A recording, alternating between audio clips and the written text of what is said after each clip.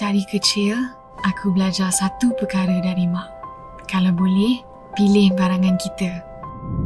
Dia ajar aku untuk kenal rasa buatan sendiri.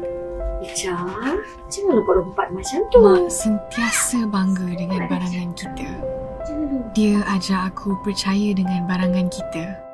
Lagi cantik tau kalau Ica pakai batik tempatan. Tak mengecewakan. Dan lama-lama aku faham, barangan kita bukan sekadar buatan Malaysia.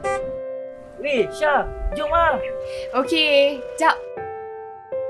Dan sekarang giliran aku untuk teruskan apa yang Mak mulakan, supaya anak aku pun tahu apa tu erti menghargai hasil tangan kita sendiri. Barangan kita, kebanggaan kita.